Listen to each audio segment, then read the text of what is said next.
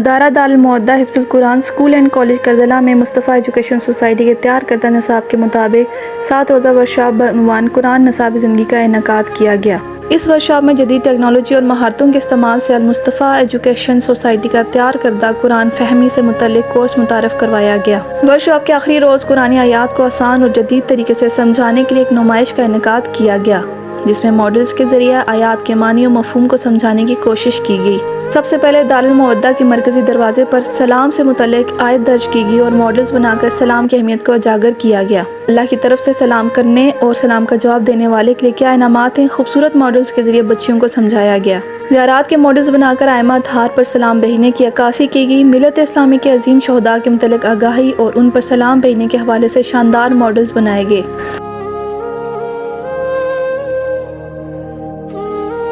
نماز کی اہمیت و افادیت کو مد نظر رکھتے ہوئے قرآن کریم میں نماز کے حکم اور نماز نہ پڑھنے کے نتائج کو بہترین انداز میں اجاگر کیا گیا۔ نمائش میں قرآنی آیات کے ذریعے والدین کے احترام، والدین کا شکریہ اور ان کی دعا کرنے کی ترغیب دی گئی۔ نمائش میں حجاب سے متعلق بینر دیواروں پر چسپاں کیے گئے، جس کے ذریعے قرآنی آیات کو مد نظر رکھتے ہوئے فلسفہ حجاب سمجھانے میں مدد فراہم کی گئی۔ تکبر کے حوالے سے خوبصورت انداز میں قرآنی آیت کا حوالہ دے کر تصویری ماڈل کے ذریعے سمجھایا گیا کہ اللہ کی زمین پر تکبر سے نہ چلو، عاجزی اور انکساری سے زندگی گزارنی چاہیے۔ سواری سے متعلق بورڈ پر آیت درج کی گئی اور تصویر کے ذریعے سمجھایا گیا کہ کس طرح اللہ نے سواری کو ہمارے اختیار میں کر دیا، جس سے ہم مستفید ہوتے ہیں، حالانکہ یہ ہماری بس کی بات نہیں تھی۔ قرآن کی آیت اللہ کی رسی کو مضبوطی سے تھامے رکھو اور تفرقہ بازی سے پرہیز کرو کو سمجھانے کے لیے مختلف ماڈلز بنائے گئے۔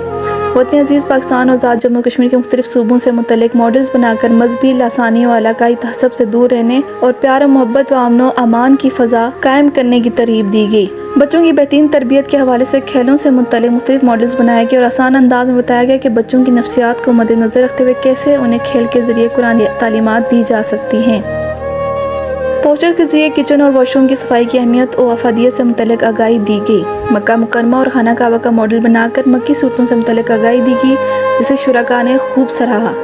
شرکاء نے قرآن سے متعلق اس شاندار نمائش کو خوب سراہا اور حکومت پاکستان اور ذات کشمیر سے مطالبہ کیا کہ اس کورس کا مطالعہ کرتے ہوئے اسے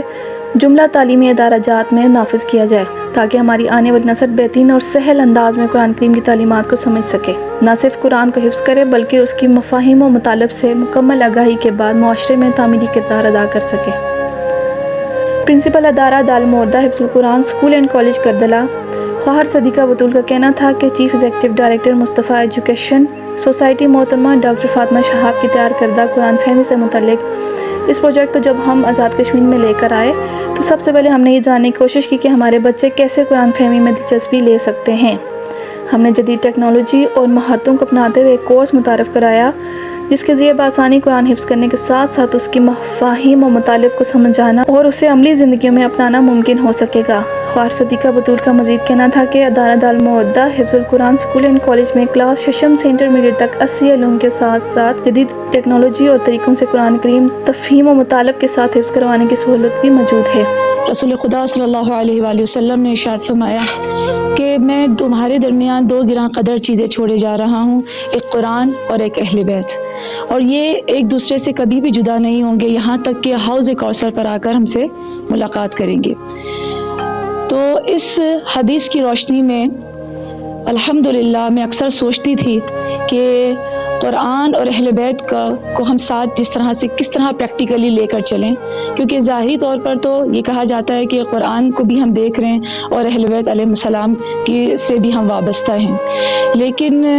کچھ ایسی کمیاں تھیں کہ جہاں پر ہم یہ دیکھتے تھے کہ قرآن کو رٹا جا رہا ہے، حفظ کیا جا رہا ہے، لیکن اہل بیت علیہ السلام جو کہ ناطق قرآن ہیں، جو کہ قرآنی نظام کو جنہوں نے پریکٹیکلی دنیا میں روشناس کروایا، ان کی ظاہری طور پہ ان سے متمسک ہے، لیکن ان کی افعال، کردار، ان کی فکر کو ہم اپنی زندگی میں اس طرح سے امپلیمنٹ نہیں کر سکے تھے۔ الحمدللہ ادارہ دارالمودت حفظ القرآن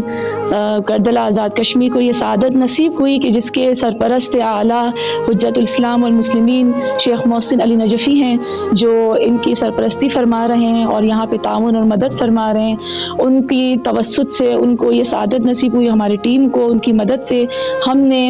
سن 2021 میں جو ہے جولائی کے مہینے میں اس ادارے کا قیام کیا، اس کی بنیاد رکھی حفظ القرآن کے نام پر. اور الحمدللہ آج آپ سب کے سامنے ہے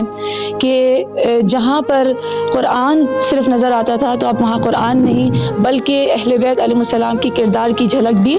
انشاءاللہ ہمیں دکھائی دے گی. لیکن یہاں پر ایک امپورٹنٹ بات میں کرنا چاہوں گی بحیثیت ایک پرنسپل اور ایک ایڈمنسٹریٹر کے فرائض چونکہ میں یہاں انجام دے رہی ہوں، کہ جب آزاد کشمیر میں یہ پروجیکٹ لایا گیا تو ہم نے یہ چیز دیکھی کہ ہماری نوجوان نسل، ہمارے بچے وہ کس چیز سے اس طرف جو ہے وہ دلچسپی لیں اور راغب ہوں اور موٹیویٹ ہوں. اس کے لیے کیونکہ آپ سب کو معلوم ہے کہ ہمارا جو میڈیا ہے وہ کس طرح کام کر رہا ہے، دشمنان اسلام کس طرح کام کر رہے ہیں، طاغوت کس طرح کام کر رہے ہیں، بچوں کی نفسیات، ان کی ذہن سازی، گیمنگ کے ذریعے مختلف اس طرح کی چیزیں کہ جو بچوں کی ذہن کو خراب کر رہے ہیں. تو ہم نے اسی طریقہ کار کو اختیار کیا، یعنی ہم نے وہ طریقے، وہ موٹیویشنل مٹیریل یا پروجیکٹس کو ہم نے انٹروڈیوس کروایا کہ جس سے بچے اٹریکٹ ہوں اور موٹیویٹ ہوں. یعنی کہ گیم کے ذریعے بچے اٹریکٹ ہو رہے ہیں تو ہم نے اس قرآن کی آیات کو گیمنگ کے ذریعے ہم نے انٹروڈیوس کروایا. اگر بچے جو ہیں وہ